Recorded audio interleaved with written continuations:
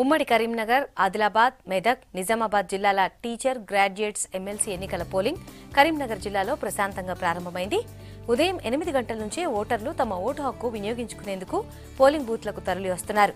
జిల్లాల్లో జరుగుతున్న పోలింగ్ తీరుపై కరీంనగర్ నుంచి వెంకటేష్ మరిన్ని వివరాలు అందిస్తారు. Over to you Venkatesh.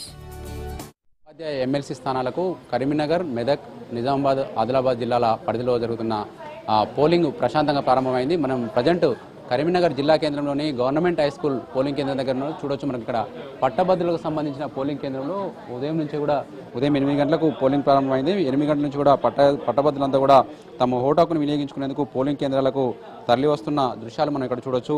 ముఖ్యంగా కరీంనగర్కు సంబంధించి గతంలో గ్రాడ్యుయేట్ స్థానంలో మనకు స్వామి గౌడ్, మొన్నటి వరకు శాసనమండలి చైర్మన్గా ఉన్న స్వామి గౌడ్ పట్టభద్రుల పదవీకాలం పూర్తి కావడంతో ఆయన స్థానాన్ని ఖాళీ అయింది. అదేవిధంగా ఎమ్మెల్సీ ఉపాధ్యాయ స్థానానికి సంబంధించి పాతూరు సుధాకర్ రెడ్డి మండలి విప్గా ఉన్న పాతూరు సుధాకర్ రెడ్డి స్థానం ఖాళీ కావడంతో ఆ స్థానానికి కూడా ఎన్నికలు జరుగుతున్నాయి. ఈ 2 ఎన్నికలకు సంబంధించి దాదాపు 4 జిల్లాల పరిధిలో రాజకీయ పార్టీలకు మద్దతుతోటి అనేక మంది అభ్యర్థులు ప్రచారాలు నిర్వహించారు.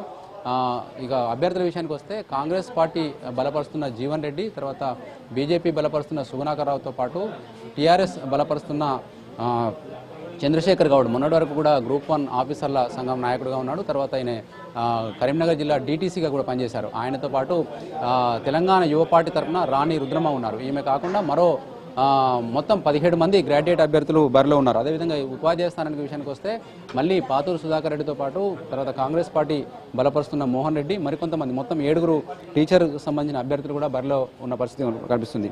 దీనికి సంబంధించి ఉమ్మడి 4 జిల్లాల పరిధిలో కూడా ఎన్నికలు ప్రారంభమయ్యాయి, పోలింగ్ ప్రారంభమైంది. దీనికోసం మొత్తం టీచర్స్ ఎమ్మెల్సీ కోసం ఓటు హక్కు వినియోగించుకున్న ఓటర్లు 23,314 మంది ఉంటే గ్రాడ్యుయేట్ ఓటర్లు 1,96,321 మంది ఉన్నారు. మొత్తం పోలింగ్ కేంద్రాలు టీచర్ల కోసం 253, తర్వాత గ్రాడ్యుయేట్ల కోసం 376 పోలింగ్ కేంద్రాలు ఏర్పాటు చేశారు. కొంతమంది టీచర్లలో హై స్కూల్ టీచర్లు ఎవరైతే ఉన్నారో వాళ్ళు కనుక గ్రాడ్యుయేట్స్ కూడా ఉంటారు కాబట్టి వాళ్లకు 2 ఓట్లు వినియోగించుకునే అవకాశం ఉంది. అందుకోసం కొన్ని కామన్ పోలింగ్ కేంద్రాలు కూడా ఏర్పాటు చేయడం జరిగింది. దీనికి సంబంధించి ఇప్పటికే దశల వారీగా సిబ్బందికి అవగాహన నిర్వహించారు. అదేవిధంగా ఓటర్లకు కూడా అవగాహన నిర్వహించారు. ఎందుకంటే మామూలు సాధారణ ఓటర్లు అయితే ఈవీఎంల ద్వారా లేకుంటే బ్యాలెట్ పేపర్లో మనకు స్వస్తిక్ గుర్తుతో ముద్ర వేయాల్సి ఉంటుంది. కానీ ఇవి అట్లా కాదు. వీళ్ళంతా చదువుకున్న వాళ్ళు, విద్యావంతులు ఓటు వేస్తారు కాబట్టి ప్రిఫరెన్షియల్ ఓటు అంటే ప్రాధాన్య ఓటు క్రమంలో అభ్యర్థులను ఎన్నుకోవాల్సి ఉంటుంది.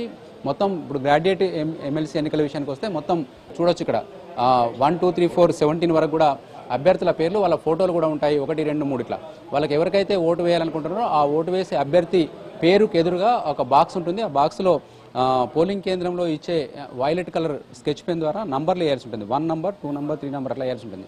1 వేయకుండా మిగతా 2 నంబర్, 3 నంబర్ కనుక వేస్తే ఆ ఓటు చెల్లదు కంపల్సరీ. కాబట్టి ముందుగా 1 నంబర్ అనేది ఖచ్చితంగా వేయాలనేది ఇక్కడ వీళ్ళకి అందరికీ కూడా అవగాహన కల్పించారు. ఒక అభ్యర్థి మనం చూడొచ్చు 2 ఫింగర్స్ కూడా సిరాచుక్కలతో వస్తున్నారు. ఇతను 2 అంటే గ్రాడ్యుయేట్ అండ్ టీచర్స్ ఎమ్మెల్సీ ఓట్లకు వేశారు. ఎట్లా ఉందండి మీకు ఓటు హక్కు వినియోగించుకున్నారు కదా, మీకు ఏ సమస్యల మీద మీరు ప్రధానంగా అభ్యర్థులు మిమ్మల్ని కలిశారు, ఏమి పరిష్కరిస్తామని చెప్పారు? ఉపాధ్యాయ ఎమ్మెల్సీ గురించి సిపిఎస్ సమస్య, ఏకీకృత సాధన, అదేవిధంగా మాకు రావాల్సిన డిఏ, ఐఆర్, పిఆర్సి వీటిపైన దృష్టి చేసి అభ్యర్థులు అందరూ చెప్పారు. అందులో మెరుగైన అభ్యర్థిని ఎన్నుకోవడం జరిగింది. గ్రాడ్యుయేట్లు ఏంటంటే గ్రాడ్యుయేట్ల సమస్య గురించి పరిష్కరించే ఎంతోమంది నిరుద్యోగులు ఉన్నారు.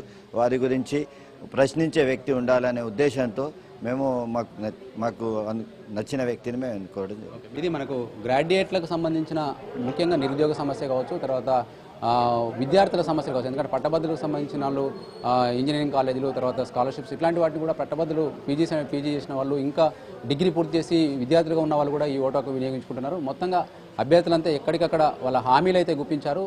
వీళ్ళు ఓటర్ల మదిలో ఏముంది అనేది మనకు 26 తారీఖున మాత్రం తెలియనుంది. ఇది ఎమ్మెల్సీ ఎన్నికలకు సంబంధించిన తాజా పరిస్థితి. కెమెరామెన్ కవికుమార్తో వెంకటేష్, V6 న్యూస్, కరీంనగర్ జిల్లా నుంచి.